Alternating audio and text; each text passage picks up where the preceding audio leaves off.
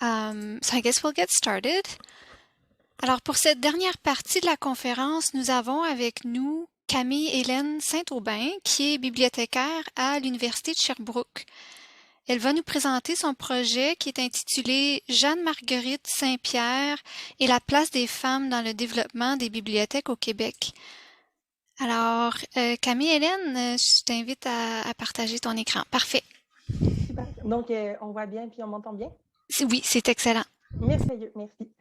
Donc, comme vient de le dire Daniel, je suis bibliothécaire à l'Université de Sherbrooke en remplacement pour un congé de maladie. Je tiens donc à souligner que les terres à partir desquelles je vous fais ma présentation font partie du territoire traditionnel non cédé de la Confédération des Abénaquis et des Wabanakis. Pardon. J'ai terminé ma maîtrise à l'EBSI l'été dernier et pour un de mes cours, j'ai pu assister au colloque pour une histoire des femmes bibliothécaires au Québec. Et ce sujet m'a beaucoup interpellée. L'histoire des bibliothèques québécoises était jusque-là l'histoire de ces institutions. Dans ce type de recherche sur les bibliothèques, les personnes qui ont participé à leur avancement sont donc secondaires et seuls les noms et les actions des plus hauts dirigeants sont retenus. À l'époque de l'apparition des premières bibliothèques au Québec, presque seulement les hommes obtenaient les postes de direction. On connaît donc assez bien les hommes dans l'histoire des bibliothèques québécoises, comme Georges Cartier, Léopold Desrosiers et Égédius Fauteux. Par contre, on en sait beaucoup moins sur les femmes qui ont participé à leur avancement. Celles-ci n'atteignaient jamais les plus hauts postes de direction et sont donc restées invisibles. Le colloque et l'apparition du livre ont permis d'en apprendre plus sur des femmes qu'on connaissait beaucoup moins, alors qu'elles ont joué des rôles cruciaux dans le développement des bibliothèques québécoises, notamment Eva Stercé-Côté, Marie-Claire Davilluy, Hélène Grenier, Marie-Sola Saxe et Hélène Charbonneau. J'ai donc voulu participer à cette mise en valeur du travail des femmes et de leur rôle dans l'histoire des bibliothèques. À l'été 2019, sous la direction de M. Éric Leroux, j'ai fait des recherches dans les archives sur une bibliothécaire dont le nom était ressorti à quelques reprises dans les recherches sur le parcours des femmes bibliothécaires, c'est-à-dire Jeanne-Marguerite Saint-Pierre ou Jeanne Saint-Pierre, puisqu'elle est reconnue sous les deux noms. Celle-ci a été la première directrice des succursales pour enfants de la bibliothèque de la ville de Montréal et c'est à peu près tout ce qu'on savait sur elle jusqu'à maintenant. Grâce aux archives des bibliothèques de la ville de Montréal, de celles de la bibliothèque des enfants et de celles de l'école des bibliothécaires, et grâce à des courtes mentions dans des articles sur les bibliothèques pour enfants ou sur la littérature jeunesse, j'ai pu retracer son parcours professionnel et ses réalisations. Le fait qu'elle ait travaillé comme bibliothécaire jeunesse amplifie encore plus l'effacement de son travail. En effet, dans l'histoire des recherches sur les bibliothèques, ce sujet d'étude paraissait mineur jusqu'à récemment parce qu'il touche des services pour des enfants offerts par des femmes. Aux États-Unis, par exemple, les textes traitant de l'histoire des bibliothèques mentionnent souvent que les services pour enfants sont, dans plusieurs cas, les précurseurs de tous les autres services. Mais cela est la seule et unique mention qui est faite de ces services et on commence seulement à explorer ce champ d'études plus en profondeur. On comprend donc que tout ce qui touche le travail des femmes a été rendu invisible dans l'histoire et que ce phénomène d'effacement est encore plus important quand on parle de travail typiquement féminin. En donnant suite au colloque et au livre sur l'histoire des femmes bibliothécaires, en vous présentant Jeanne-Marguerite Saint-Pierre aujourd'hui, j'espère contribuer à renverser cet effacement et démontrer que cette bibliothécaire, les femmes qu'elle a côtoyées et toutes celles dont on ne connaît pas encore les noms ont joué des rôles déterminants pour le développement des bibliothèques au Québec. Il est aussi important de valoriser cette historique pour se donner de plus de modèles de femmes et pour mieux saisir la valeur de ce travail qui se poursuit aujourd'hui. J'ai présenté la carrière de Jeanne Saint-Pierre en détail lors d'une conférence midi à l'EBSI et je parlerai de sa démarche et du rôle des archives lors du colloque de l'ABQLA, mais aujourd'hui, je vous parlerai plus en profondeur de son rôle et de ce qu'elle a fait et en parallèle avec ce que les autres femmes ont fait aussi, celles qu'elle côtoyait et dont on connaît les noms grâce aux archives. Donc, Jeanne-Marguerite Saint-Pierre est née le 28 novembre 1919. Elle provient d'un milieu privilégié au niveau culturel puisqu'elle est la fille de deux figures marquantes de cette époque. Sa mère est Laetitia Desaulnay et elle est la fondatrice du Cercle Jeanne d'Arc, un regroupement de femmes qui organise des lectures, des études, des causeries et des conférences sur les questions sociales, nationales et artistiques. Elle est aussi autrice pour la jeunesse et elle signe des feuilletons dans les revues jeunesse et des romans pour des enfants sous son pseudonyme Juliette Lavigne. Son père est Arthur Saint-Pierre et il est quant à lui un journaliste et un sociologue. Il est notamment fondateur de la Revue nationale et de l'Oiseau bleu. Sa famille lui démontre donc que la culture et la littérature sont essentielles et qu'il est important de s'impliquer grâce à des actions concrètes pour celles-ci. Puis elle commence ses études à l'école des bibliothécaires en 1939. Donc, l'École des bibliothécaires commence ses activités en 1937, entre autres grâce à l'initiative de Paul-Aimé Martin et Marie-Claire Davilluy. Il est intéressant de noter que cette dernière mijotait l'idée d'une formation pour les bibliothécaires depuis près de 20 ans, lorsque celle-ci est devenue concrète suite à une conversation avec le prêtre Paul-Aimé Martin. C'est donc grâce à leur initiative que l'École des bibliothécaires a pu voir le jour et leur but était de protéger et de promouvoir la culture canadienne-française en formant du personnel technique compétent pour les bibliothèques. Alors qu'à l'époque, les programmes d'études rassemblaient des hommes ou des femmes, les premières cohortes de l'École des bibliothécaires sont composées d'hommes et de femmes, dont plusieurs membres du clergé. À la fin de ses études, Jeanne Saint-Pierre complète une biobibliographie qui présente une courte biographie et la bibliographie d'un auteur canadien. Elle choisit son père comme sujet d'étude et celui-ci a déjà publié plus de 50 textes lorsqu'elle réalise ce travail. Dans son avant-propos pour ce travail, elle remercie Égédius Fauteux et Marie-Claire Daveluy pour leurs conseils et leur transmission du savoir et de l'amour de la bibliographie. Jeanne Saint-Pierre a donc la chance d'être l'une des élèves des fondateurs et fondatrices de l'école. De plus, Marie-Claire Daveluy reste une figure importante dans la carrière de Jeanne Saint-Pierre, puisqu'en plus d'être bibliothécaire, fondatrice, directrice des études et enseignante à l'école, co-directrice du catalogue et bibliothécaire adjointe de la bibliothèque municipale, elle est aussi la première autrice de littérature jeunesse québécoise. Jeanne Saint-Pierre lui rend d'ailleurs hommage à ce propos dans la revue de l'Association canadienne des bibliothécaires de langue française. Au moment où Jeanne Saint-Pierre complète ses études, les femmes de tous les âges et de tous les statuts civils commencent à faire leur entrée sur leur marché du travail en très grand nombre puisque c'est la Deuxième Guerre mondiale et que les hommes sont partis au combat. Par contre, il faut comprendre que cela est toléré seulement parce qu'il s'agit d'un effort de guerre. La société canadienne-française de l'époque perçoit le rôle des femmes de façon traditionnelle et catholique, c'est-à-dire que leur devoir est de fonder une famille et de prendre soin des enfants. Il est toutefois acceptable pour les jeunes filles qui ne sont pas encore mariées d'avoir un travail, surtout si celui-ci est en lien avec les tâches traditionnellement acceptées pour les femmes. Mais on s'attend à ce que ces jeunes filles se marient et quittent leur emploi pour aller fonder leur famille. Le premier travail des bibliothécaires de Jeanne Saint-Pierre à la Bibliothèque des enfants est donc très convenable. Avant de vous présenter les rôles accomplis par Jeanne Saint-Pierre à cette bibliothèque, je vais faire un très bref historique de celle-ci. Donc, cette bibliothèque est fondée en 1936 suite à une rencontre d'un groupe de femmes qui est composé de Mesdames Jeanne Boyer, Blanche Garceau, Gabrielle Geoffrion et Madame Vautelet. Il y a aussi Mesdemoiselles Gabrielle Labelle, Gabrielle Leduc et Hélène Grenier. Il y a aussi le comité des messieurs, mais celui-ci semble avoir un rôle plus symbolique et financier, puisqu'ils ne sont pas présents lors de rencontres du comité et leurs noms apparaissent seulement lorsqu'il est question de payer le loyer du local de la bibliothèque. La Bibliothèque des enfants est la première bibliothèque pour les enfants francophones à Montréal. Du côté anglophone, grâce à Marie Solar Sachs, la Bibliothèque de Westmount est dotée d'une salle pour enfants depuis 1911 et la Montreal Children's Library débute ses activités en 1929 grâce à l'initiative d'Elizabeth Murray et du Local Council. Les enfants anglophones ont donc accès à ces services grâce à des femmes depuis plusieurs années déjà lorsque la Bibliothèque des enfants est inaugurée. Celle-ci ouvre officiellement ses portes en juillet 1937 et Gabrielle Labelle devient la première bibliothécaire à y travailler. 2 postes d'assistante bibliothécaire sont créés en 1939 et Jeanne-Marguerite Saint-Pierre en obtient un dès ce moment avec Marguerite Brosseau. En 1940, Gabrielle Labelle déménage hors de Montréal et doit donc démissionner de son poste. Elle recommande que Jeanne Saint-Pierre la remplace, ce que le comité d'administration accepte rapidement, et cette dernière devient bibliothécaire 1 mois après sa graduation. Les procès-verbaux des rencontres du comité d'administration permettent d'avoir une idée des tâches que Jeanne-Marguerite Saint-Pierre effectue dans le cadre de cet emploi. Elle participe donc à ces réunions et présente les avancements de ses projets.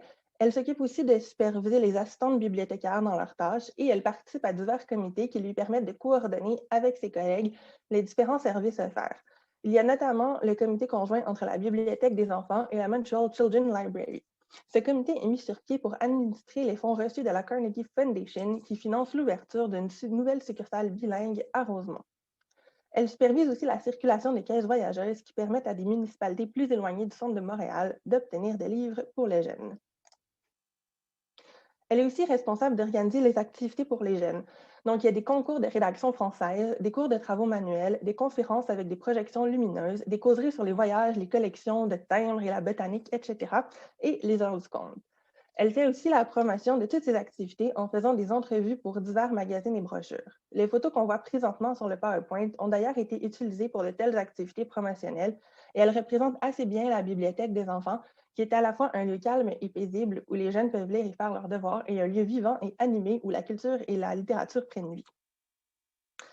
En janvier 1947, Jeanne-Marguerite Saint-Pierre obtient un emploi à la bibliothèque municipale et c'est Yvain Bregard qui la remplace. La bibliothèque des enfants cesse ses activités dans les années 70 et pendant tout ce temps, il n'y aura eu que des femmes qui y auront été bibliothécaires. De ce que j'ai pu voir dans les archives, les comités d'administration étaient aussi toujours formés par des femmes. Ce sont donc des femmes qui ont permis aux jeunes Montréalais et Montréalaises francophones d'avoir accès pour la première fois aux ressources et aux services d'une bibliothèque expressément conçue pour eux et elles, et il vaudrait certainement la peine d'en savoir un peu plus sur ces dernières. Au moment où Jeanne Saint-Pierre accepte ce nouvel emploi, les hommes sont donc de retour de la guerre et le discours public valorise le retour à la maison des femmes mariées. La situation évolue grandement entre ce moment et le moment où Jeanne Saint-Pierre prend sa retraite dans les années 70, alors qu'on commence à réclamer des conditions pour favoriser le travail des femmes mariées. Jeanne Saint-Pierre est seulement témoin de ce long changement et elle consacre sa vie à sa carrière en restant célibataire et sans enfant. Jeanne Saint-Pierre obtient donc un poste à la bibliothèque de la ville de Montréal et je vais encore une fois vous faire un petit historique de cette institution avant de vous présenter un peu plus ses tâches. L'idée de créer une bibliothèque publique à Montréal est dans l'air dès la fin du 19e siècle, mais il faut attendre 1903 avant que ce projet ne soit réalisé après de farouches oppositions du clergé, et ce n'est qu'en 1917 que la bibliothèque obtient ses locaux officiels. Par contre, on doit attendre 1941 pour qu'un espace soit officiellement dédié aux enfants dans cette bibliothèque. Eva Circé-Côté est la première bibliothécaire et conservatrice de la Bibliothèque de la Ville de Montréal et elle occupe ce poste pendant 5 ans avant d'être rétrogradée à un poste d'assistante bibliothécaire. Elle fait plusieurs demandes et tentatives pour inclure les jeunes pendant ce mandat et en 1928, une pièce leur est finalement dédiée. Par contre, Egédius Fautier devient le conservateur quelques années plus tard et il renvoie Eva sur ses côtés avant de fermer cette pièce et d'exclure complètement les jeunes de moins de 12 ans puisqu'il trouve qu'il est difficile de contenir les enfants, leurs envies d'exploration et des livres et des lieux. La situation reste donc ainsi jusqu'à ce que Léopold Desrosiers devienne conservateur en 1941. La même année, un étage est finalement réservé aux enfants pour de bon. Et en 1947, lorsque de nouvelles succursales commencent à voir le jour, Léopold Desrosiers engage Jeanne-Marguerite Saint-Pierre pour que celle-ci soit en charge des salles pour enfants qui y sont incluses. Elle participe ainsi activement à la mise sur pied d'une quinzaine de salles pour enfants pendant qu'elle est en poste. Pour ce qui est de ses rôles, en plus de superviser l'ouverture des nouvelles bibliothèques, elle est responsable de la coordination de chaque succursale et d'encadrer les bibliothécaires jeunesse. Elle est aussi responsable d'organiser des activités. Comme à la bibliothèque des enfants, il y a des conférences, des causeries, mais on organise aussi des leçons de dessin, des séances de cinéma, des matinées récréatives. On monte des pièces par et pour les usagers et usagères et il y a un dépouillement de l'arbre de Noël où les enfants reçoivent des livres et des bonbons. Elle met aussi sur pied les clubs de lecture pour favoriser la découverte de nouveaux livres pendant l'été.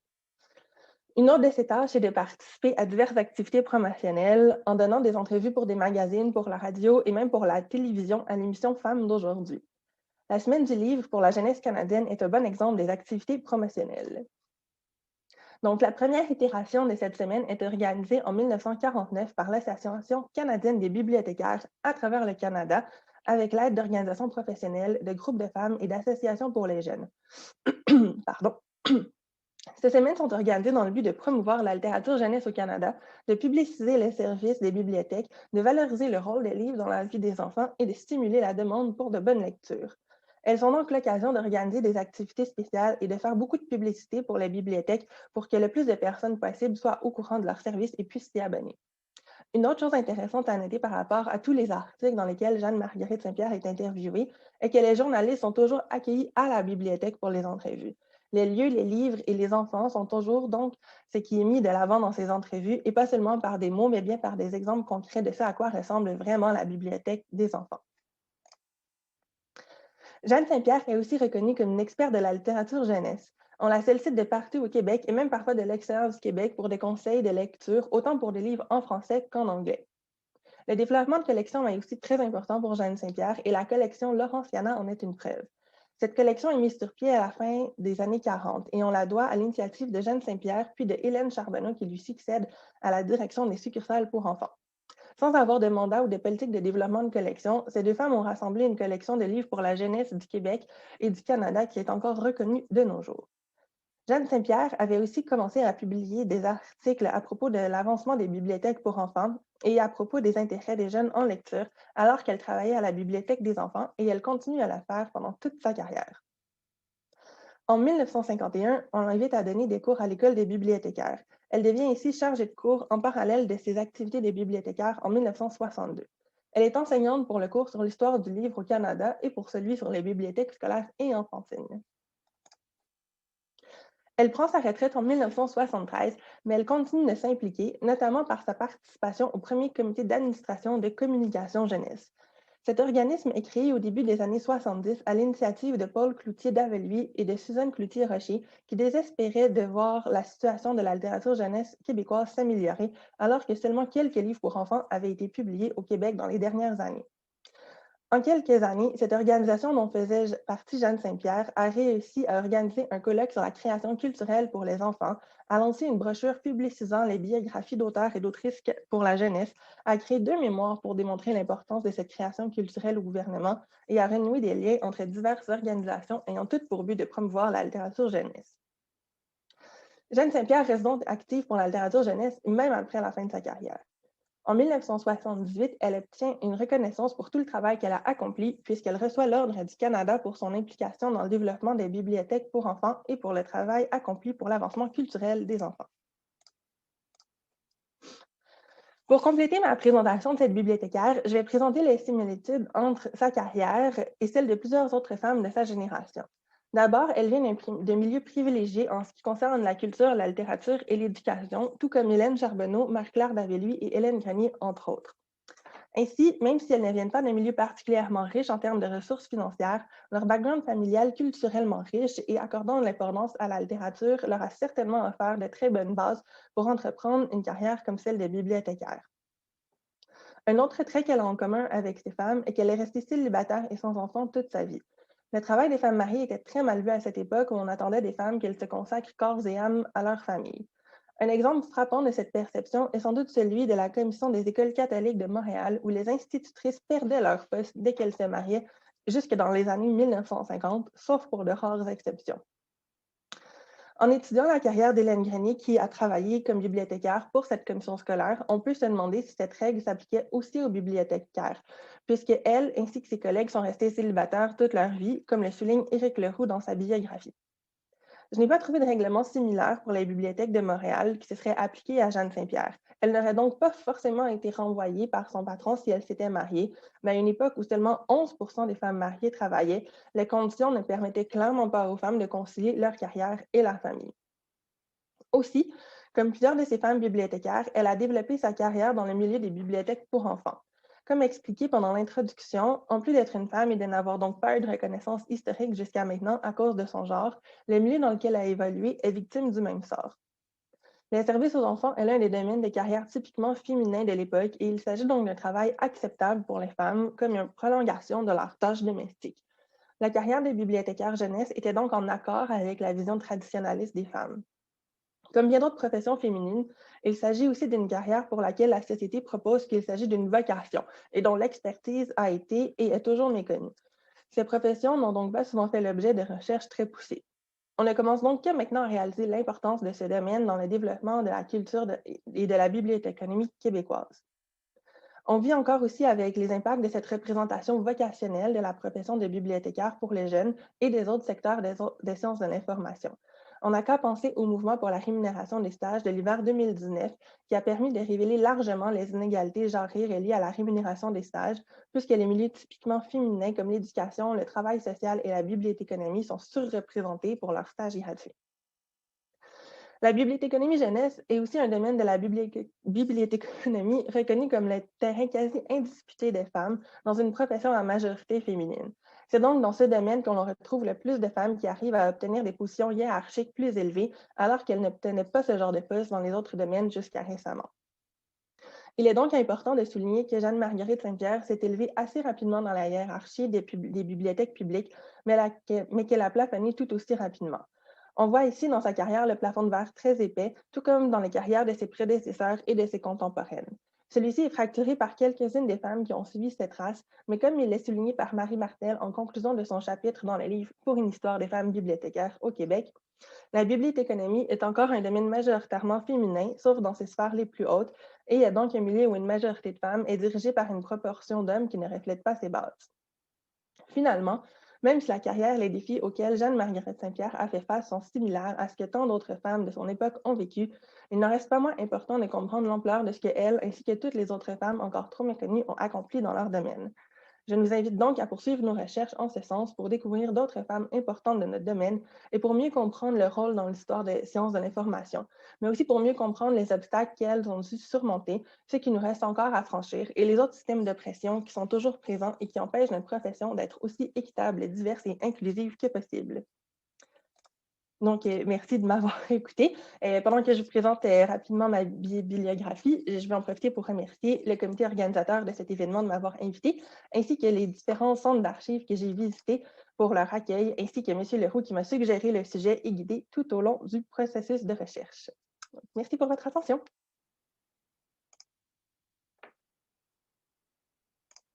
Voilà, ça fait le tour de ma bibliographie. Merci beaucoup, Camille et Hélène. C'était vraiment là, très, très intéressant. On va passer à la période de questions. Alors, si vous avez des questions, vous pouvez les mettre dans le chat, soit en français ou en anglais. So, if you have questions, feel free to put them in the chat, either in French or English. Vous pouvez aussi lever votre main, puis enlever la sourdine, or you can raise your hand and unmute yourself. So, je vais vous laisser quelques minutes là, pour écrire vos questions dans le chat.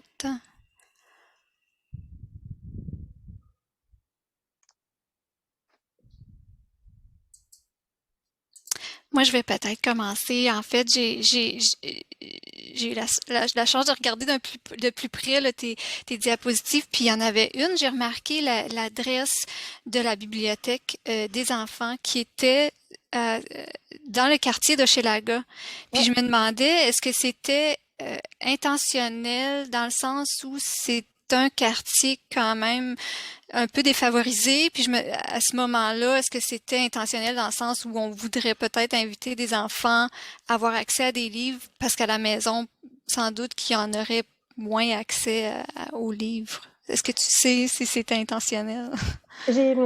Je pense pas avoir lu de preuves écrites de ça, mais je pense que oui, parce que les bibliothèques anglophones étaient vraiment plus situées à Westmount puis dans Notre-Dame de Grâce, si je me trompe pas. Puis donc, le fait de la mettre à Hochelaga, ça veut vraiment rapprocher des enfants francophones puis de ceux qui ont probablement les plus grands besoins, effectivement, de ce genre de service-là. Mm-hmm.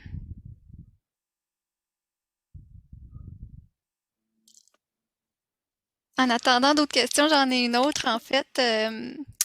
L'école des bibliothécaires, c'est la première fois que j'entends parler de ça.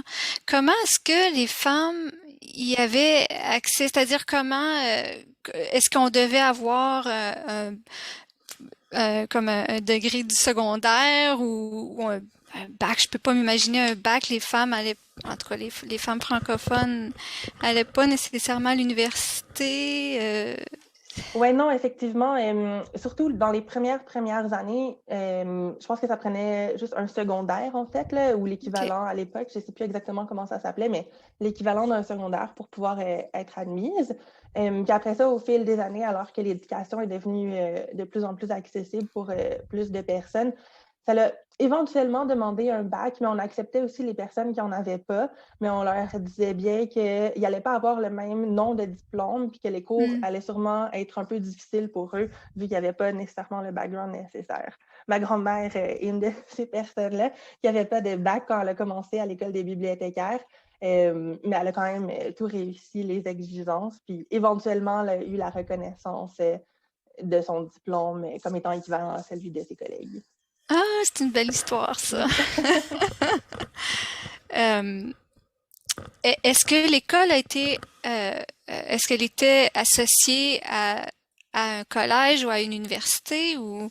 Oui, elle était associée à l'Université de Montréal dès son OK. ouverture, mais OK. c'était vraiment plus une association de mots. Là. Il n'y avait pas aucun budget qui était donné à l'Université de Montréal, à l'école des bibliothécaires. Puis tous les cours, au début, se donnaient toutes à la bibliothèque municipale. Ah. Éventuellement, l'école s'est incorporée dans les années 60, je pense. Puis à ce moment-là, ils ont eu un peu plus de support de la part de l'Université de Montréal. Puis ce support-là est allé en grandissant éventuellement avec les années. Super. Il y a une question de John. Ça dit, Hello Camille, thank you for this presentation. I'm sorry if I missed this point in your presentation, but do you know what percentage of librarians in Montreal were women throughout Madame Saint-Pierre's career? Were there more or fewer women librarians working then? OK, je m'excuse, je vais répondre en français parce que je fais pas confiance à mon anglais. Ça va, ça va. J'ai pas vu les pourcentages, mais j'ai vu les gens qui étaient inscrits en même temps qu'elle à l'école des bibliothécaires. Puis je pense qu'il y avait à peu près 6 hommes pour une quinzaine de femmes. Donc j'imagine que ça représente à peu près le nombre de gens qui travaillaient aussi en suivant ça. Mais ce qui est important de savoir, c'est vraiment que les bibliothécaires obtenaient des positions relativement dans leur genre. Donc, les femmes allaient très fortement travailler dans les bibliothèques scolaires, puis dans les bibliothèques enfantines. Puis les hommes obtenaient les postes un peu plus prestigieux dans les universités, puis ce genre de postes-là. Donc, je pense que entre maintenant et cette époque-là, les proportions sont restées environ les mêmes là, d'hommes et de femmes. Il y avait peut-être même un petit peu moins d'hommes vu qu'elle a commencé alors que c'était la Deuxième Guerre mondiale puis qu'ils étaient tous partis. Mais voilà, j'espère que ça répond à ta question, Jen. Super. Je pense qu'Ethel a une question. Ethel, sens-toi libre d'enlever la sourdine. Merci. Merci Camille, c'est vraiment intéressant comme présentation. Puis ton travail de recherche dans les archives aussi, c'est impressionnant. Ça me faisait drôle en écoutant ta présentation de voir comment est-ce que, en quelque part, c'est loin, mais c'est proche aussi. On dirait que ça fait comme tellement longtemps, puis c'est comme, dans le temps, ma grand-mère devait avoir tel âge, puis c'est comme, ça fait pas tant de générations, puis pourtant, on dirait que c'est loin en même temps. Ma question, c'est juste, tu as parlé dans le fond, comment la bibliothèque des enfants a fermé. Puis je me demandais pourquoi. Est-ce que c'est parce qu'elle a été incorporée dans une autre bibliothèque? Puis comment est-ce que les bibliothécaires ont réagi à la fermeture? Dans la mesure où tu peux le savoir. Merci. Bien, merci Tel pour ta question. La bibliothèque a fermé dans les années 70, puis cette bibliothèque-là, en fait, a toujours resté une bibliothèque privée, donc elle roulait sur des fonds, puis ce que j'ai pu voir dans les archives, c'est qu'il était toujours à la recherche de subventions, puis à la recherche de donations. Donc, j'ai pas exactement les faits, c'était pas répertorié dans les archives, comme quoi c'est parce qu'il avait juste été au bout des fonds qu'ils avaient, mais il y a aussi le fait qu'à cette époque-là, les bibliothèques de Montréal commençaient à ouvrir de plus en plus de succursales. Donc, j'ai l'impression que d'avoir une bibliothèque qui était privée comme ça, c'est devenu un peu désuet. Par contre, il y a la Montreal Children's Library, qui est la bibliothèque des jeunes, qui existe encore de nos jours, qui a continué ses activités en parallèle de tout ça. Pour ce qui est de la réaction, j'en ai vraiment aucune idée. Je n'ai pas trouvé de traces de ça. Les seules traces que j'avais, en fait, c'est vraiment des lettres qui étaient envoyées aux gens qui avaient donné des subventions au fil des années, puis aux abonnés aussi pour leur expliquer la situation, mais il n'y avait pas d'émotion qui était incluse là-dedans. Donc, je ne peux pas savoir, malheureusement. Parfait, merci beaucoup. Il nous reste encore 1 minute s'il y a quelqu'un qui a une dernière petite question.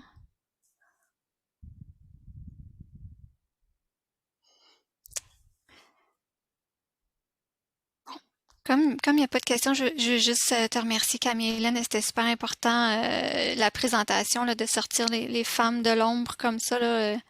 Merci beaucoup pour ton travail. Ça me fait plaisir. Puis si je peux me permettre une mini-mot de la fin. Oui, là, il y a les femmes de l'histoire des bibliothèques au Québec, mais c'est toutes des femmes qui sont blanches en ce moment, dont je retrouve les traces. Donc, éventuellement, j'aimerais poursuivre mes recherches ou si quelqu'un d'autre voulait poursuivre ces recherches-là pour mettre en valeur le travail des femmes, des minorités visibles aussi. Là, je pense que ce serait définitivement très important. En effet. Merci. Merci.